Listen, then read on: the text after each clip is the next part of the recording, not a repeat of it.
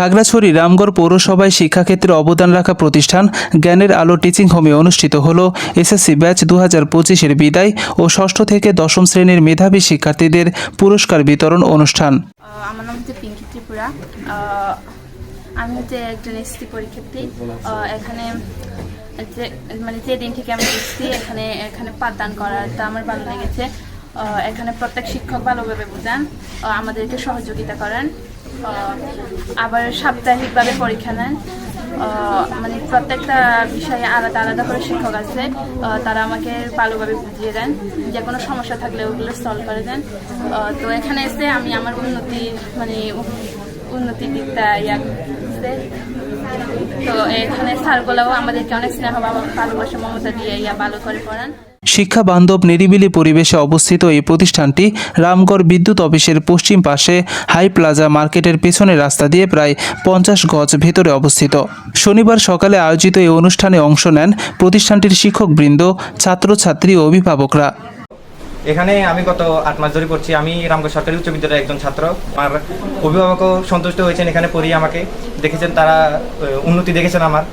আমি আপনাদের কাছে অনুরোধ করব, যারা আপনারা স্কুলের পাশাপাশি পড়াতে চাচ্ছেন তারা একবার হলে এখানে দেখে যাবেন, বা যদি পড়ানোর ইচ্ছা থাকে কয়েকদিন হলেও পাঠাবেন, যেন বুঝতে পারেন স্কুলে পড়ালেখার পাশাপাশি অন্যান্য পড়ালেখারও প্রয়োজন আছে, বা এখানে আসার প্রয়োজন আছে কি না। এছাড়া বিষয়ভিত্তিক আমাদের প্রত্যেকটা শিক্ষকই আছে, এবং এখানে আলাদাভাবে সায়েন্সের স্টুডেন্টদের জন্য শিক্ষক আছেন। একজন আছেন মিলি ম্যাডাম। কোচিং সেন্টারটি ভালো, আপনারা আপনাদের সন্তানকে চাইলে এখানে পড়াতে পারেন, যেহেতু এখানে আমি বলবো এখানে কোনো টাকা দিতে যাওয়ার মতো প্রতিষ্ঠান না এটা। অনুষ্ঠানে বিদায়ী শিক্ষার্থীদের হাতে উপহার তুলে দেন শিক্ষকরা। এ সময় বক্তারা শিক্ষার্থীদের ভবিষ্যৎ জীবনের জন্য শুভকামনা জানান এবং সফলতার পথে দৃঢ়ভাবে এগিয়ে যাওয়ার আহ্বান জানান। একই সাথে ষষ্ঠ থেকে দশম শ্রেণীর মেধা তালিকায় উত্তীর্ণ শিক্ষার্থীদের মাঝে পুরস্কার প্রদান করা হয়, যা শিক্ষার্থীদের মাঝে ব্যাপক উৎসাহ সৃষ্টি করে। আমি রামগড় বালিকা উচ্চ বিদ্যালয়ের একজন শিক্ষার্থী। তাছাড়াও আমার আরেকটা পরিচয় আছে, আমি জ্ঞানের আলো টিচিং হোমের একজন শিক্ষার্থী। আমি এখানে যাবতীয় 1 বছর ধরে পড়াশোনা করছি। আমি যতদূর এখানে পড়াশোনা করে বুঝতে পারছি যে আমি আগে অন্য আরো 2টা জায়গায় পড়াশোনা করছি, কিন্তু ওইখানে আমার এতটা ভালো লাগে না যে এখানে যতটা ভালো লাগছে। এখানে প্রশ্নগুলোর মাধ্যমে আমরা যাচাই করছি, প্রশ্নগুলোর উত্তর লেখার চেষ্টা করছি। ওইখানের মাধ্যমে আমরা আমাদের আলাদা একটা জ্ঞান। এই কোচিং সেন্টারে বিষয়ভিত্তিক হিসেবে আলাদা আলাদা টিচার রয়েছে, যেগুলো আমাদের পাঠদান করা হয়। আমাদের ইংলিশের জন্য রয়েছে আমাদের জহির স্যার, গণিতের জন্য রয়েছে আমাদের কাউসার স্যার, রাশেদ স্যার। এছাড়াও সব বিষয়ের জন্য আমাদের আলাদা আলাদা টিচার রয়েছে, যেগুলো আমাদের ভালোভাবে পাঠদান করে। এছাড়াও আমাদের যদি কোনো কিছু বুঝতে সমস্যা হয় বা আমরা যদি বলতে সমস্যা হয়। এই সময় উপস্থিত ছিলেন প্রতিষ্ঠানটির পরিচালক শেখ রাশিদুল ইসলাম। তিনি বলেন, বিসমিল্লাহির রহমানির রহিম, আসসালামু আলাইকুম ওয়া রাহমাতুল্লাহ। আমি শেখ রাশিদুল ইসলাম, MBA, BBA, MBA, management department, জ্ঞানের আলো teaching home and science fair এর পরিচালক হিসেবে আছি। ব্যবসায় শিক্ষা শাখার ছাত্রছাত্রীদের দেখাশোনা করি। এছাড়াও আমার কোচিং সেন্টারে প্রত্যেকটা বিষয়ের জন্য আলাদা আলাদা টিচার দ্বারা শিক্ষার্থীদের খুব যত্ন সহকারে পাঠদান করানো হয়। আর এখানকার পড়ালেখার পরিবেশ খুব সুন্দর, এই শব্দ দূষণ, পরিবেশ দূষণ মুক্ত। এখানের খোলামেলা নিরিবিলি পরিবেশে টিচাররা অত্যন্ত যত্ন সহকারে প্রত্যেকটা শিক্ষার্থীর পড়াশোনার বিষয়ে সুনজর দিয়ে থাকেন, এবং প্রত্যেকটা শিক্ষার্থীর অভিভাবকদের সাথে আমরা যোগাযোগ করি যাতে তাদের পড়ালেখার মান উন্নয়ন করা যায়। রামগড়ের শিক্ষা ব্যবস্থার মান উন্নয়নের জন্য এই জ্ঞানের আলো teaching home and science fair অগ্রণী ভূমিকা পালন করছে। শিক্ষার্থীদের ঝরে পড়া শিক্ষার্থীর সংখ্যা অনেক হারে বৃদ্ধি পেয়েছে। তখন জ্ঞানের আলো টিচিং হোম সামান্য স্বল্প বেতনের মাধ্যমে তাদেরকে খুব যত্ন সহকারে পরিচর্যার মাধ্যমে এবং হাতে কলমে ধরে প্রতি সাপ্তাহিক এবং মাসিক পরীক্ষার মাধ্যমে তাদের জ্ঞান মান যাচাই করা এবং তাদেরকে উত্তরোত্তর সাফল্য অর্জন করতে সহযোগিতা করার ক্ষেত্রে অগ্রণী ভূমিকা পালন করছে। আশা করি আপনারা সবাই খুশি হবেন।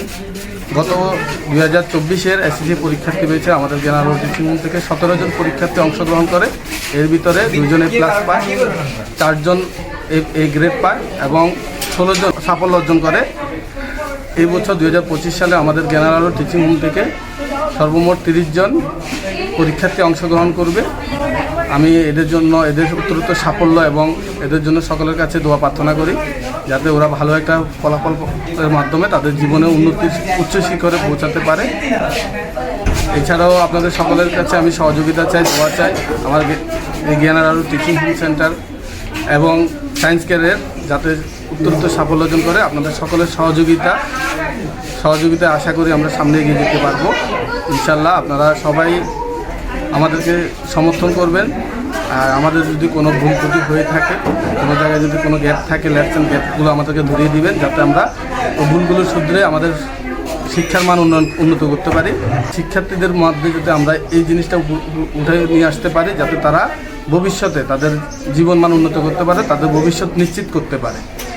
তারা যারা ঝরে পড়তেছে শিক্ষার্থী, তাদের যাতে ঝরে পড়াটা রোধ করতে পারি আমরা। এই জন্য আপনাদের সকলের সহযোগিতা একান্তভাবে কামনা করি।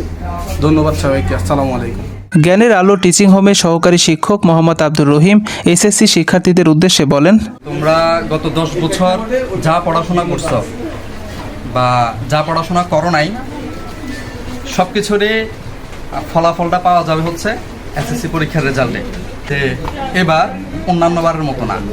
আমরা মজা করে বলতাম যে মানে আগের পরীক্ষাগুলোতে যখন অনেক হিউজ পরিমাণে এ প্লাস পাইতো, তখন আমরা বন্ধু বান্ধবরা মজা করে বলতাম যে এখন চেয়ার টেবিল পরীক্ষা দিলেও এ প্লাস পায়।